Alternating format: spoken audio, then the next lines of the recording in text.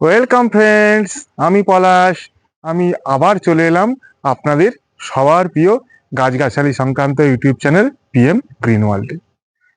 তো আজকে আমি আপনাদের সামনে চলে এসেছি একটি অন্য ধরনের গাছের ভিডিও নিয়ে।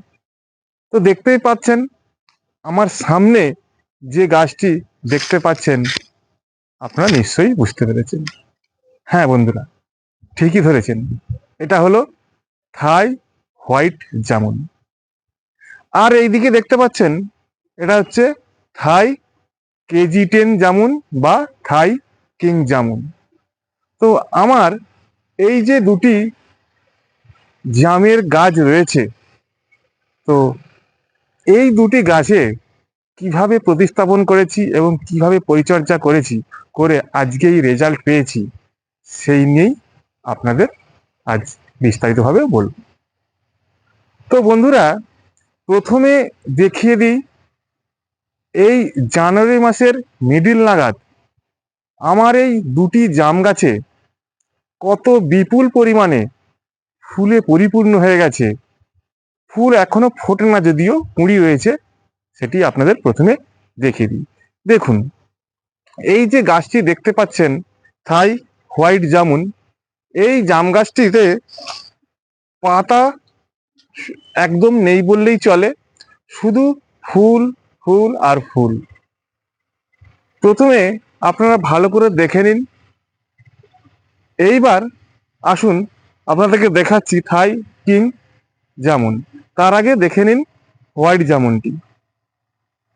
দেখুন, যত ব্রাঞ্চ রয়েছে, প্রত্যেক ব্রাঞ্চের গাঁটে গাঁটে কিন্তু গাঁট ফেটে প্রচুর প্রচুর কুঁড়ির দেখা মিলেছে। তো এটি কিন্তু সম্ভব হয়েছে বিশেষ কয়েকটি পরিচর্যার মাধ্যমে। তো তার আগে দেখে নিন, এটি দেখতে পাচ্ছেন থাই কিং জামুন বা KG10 জামুন।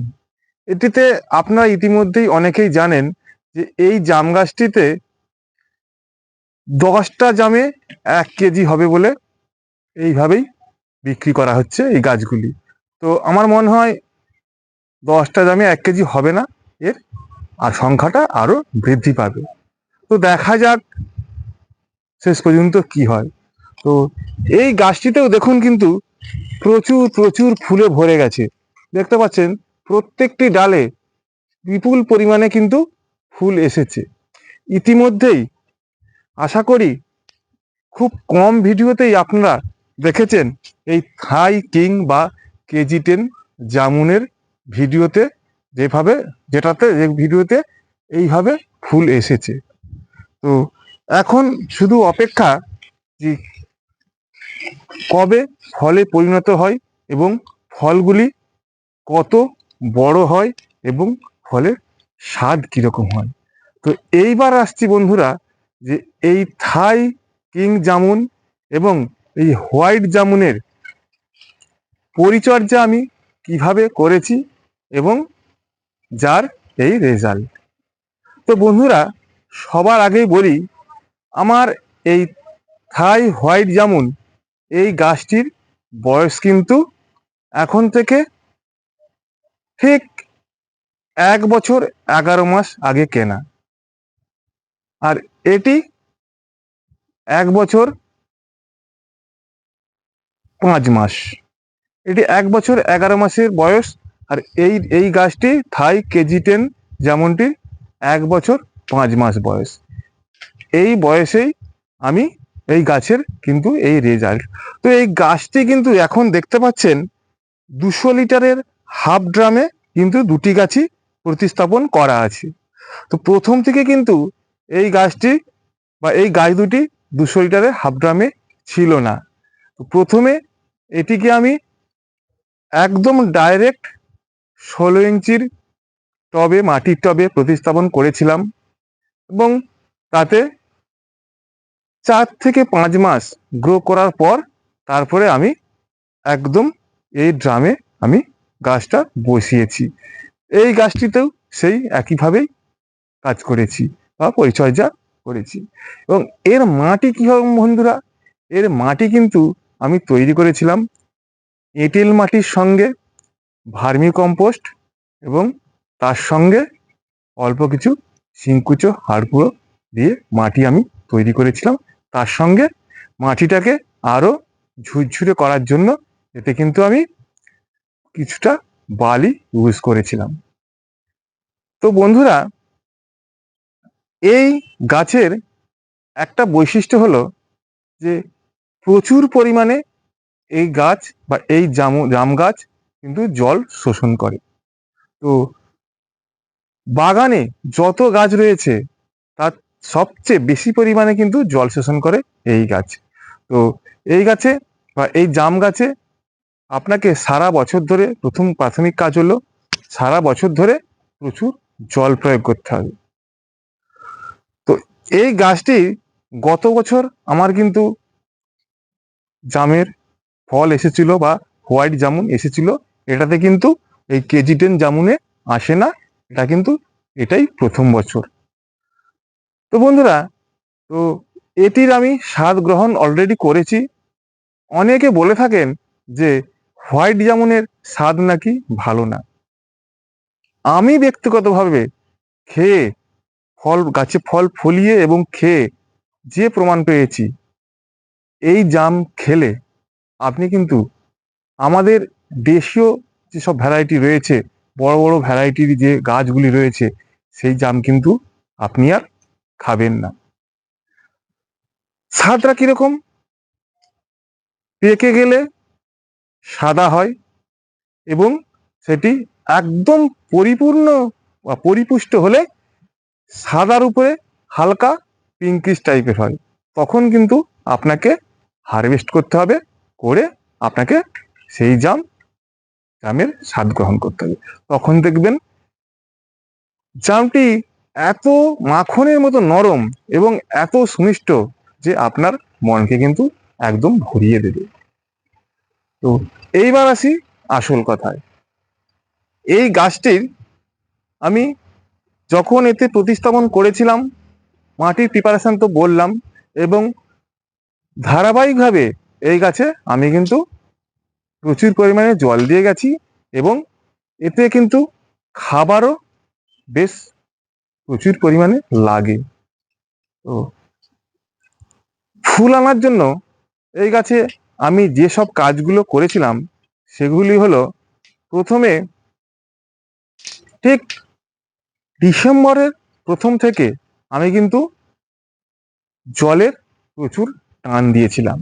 তো জল টান দেওয়ার ফলে বন্ধুরা কি হয়েছে, যে পাতাগুলি ধীরে ধীরে ঝরে গেছে এবং সঙ্গে সঙ্গে অল্প পরিমাণে কিছু কচি পাতা বেরিয়েছে। তো এতে আমি কিন্তু আমার ঠিক বর্ষার পরে খাবার প্রয়োগ করার দরকার ছিল, আমি কিন্তু ব্যস্ততার কারণে আমি কিন্তু এতে খাদ্য প্রদান করতে পারি না।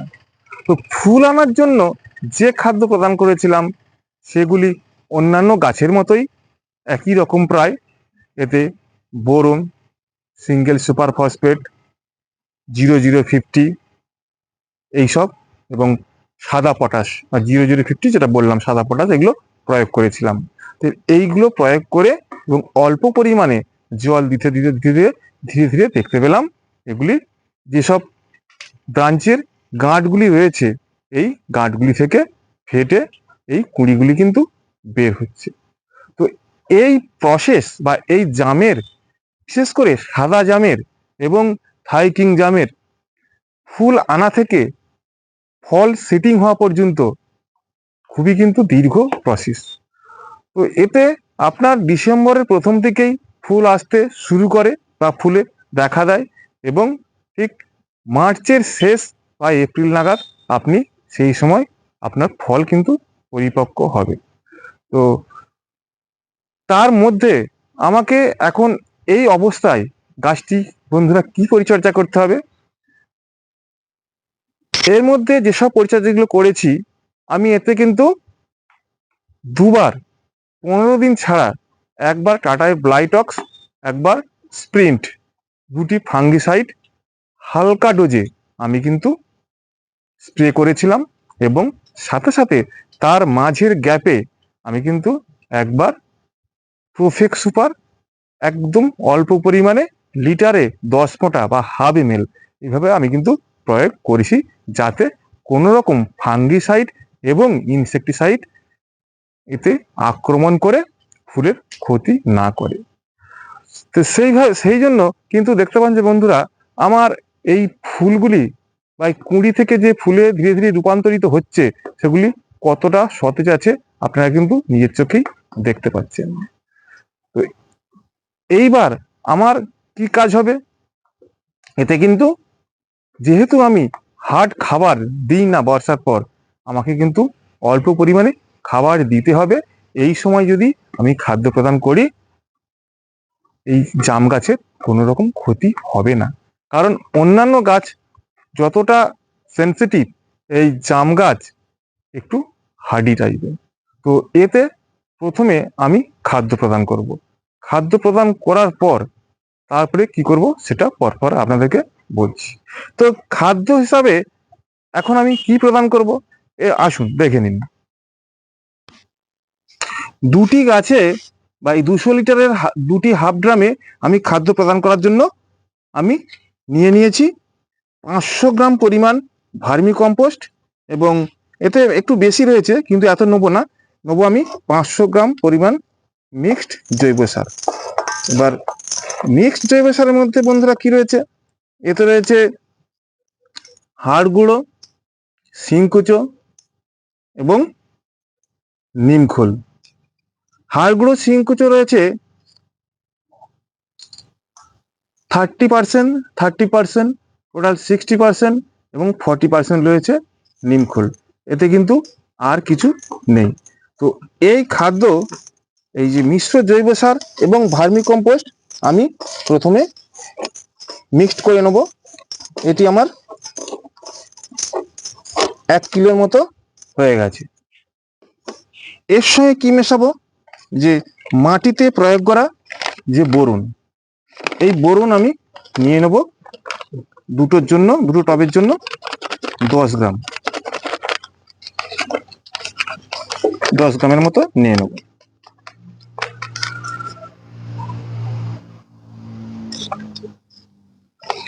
আর কি নেবো বন্ধুরা, আর নেব NPK 05234 NPK।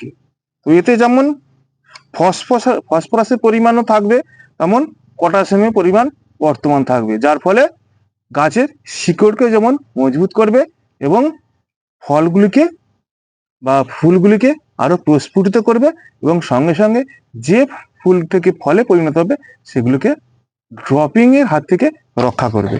এটাও দিয়ে দেবো দুটো গাছে 10 গ্রাম।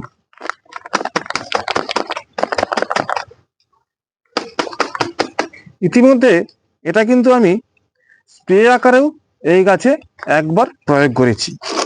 তো এইভাবে প্রথমে মিক্সড করে নেব।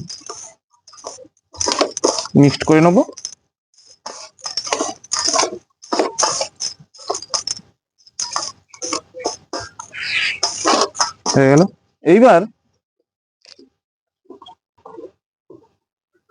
এইবার দেখুন, এই যে মাটিটি রয়েছে, এই মাটিটির যে শিকড়গুলি রয়েছে, ফিডার রুটগুলি রয়েছে, সেগুলোকে কিন্তু আমি কোনো রকম ডিস্টার্ব করব না।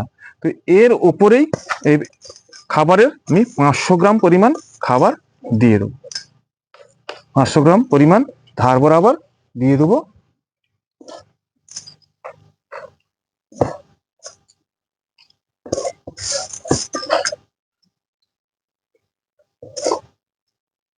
ব্যাস হয়ে গেল। এবার দেখুন, এই যে থাই কিং জামুন বা 10 কেজি জামুন, এই গাছটিতেও আমি কিন্তু 500 গ্রাম পরিমাণে খাবার দিয়ে দেবো। এটা বলেছিলাম যে 1 কেজি পরিমাণ খাবার আমি তৈরি করেছি, না 1 কেজি নয়, ওর থেকে একটু বেশি পরিমাণ হয়ে গেছে, ওর বেশি কিন্তু দেবো না। আবার যখন ফুল থেকে ছোট ছোট ফলে পরিণত হবে, তখন বন্ধুরা এতে আবার অল্প পরিমাণে খাদ্য প্রদান করব।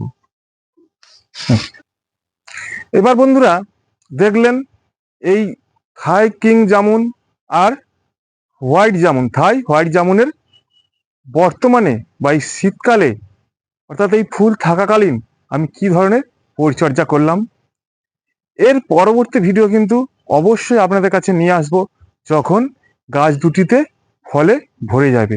তো এটি তো ফলে প্রচুর পরিমাণে ফলে ভরে যাবে, কিন্তু এই থাই কিং জামুন বা কেজি 10 জামুন কি পরিমাণে ফল আসবে আমি এখন বলতে পারছি না, কারণ এটি আমার প্রথম বছর ফুল এসেছে।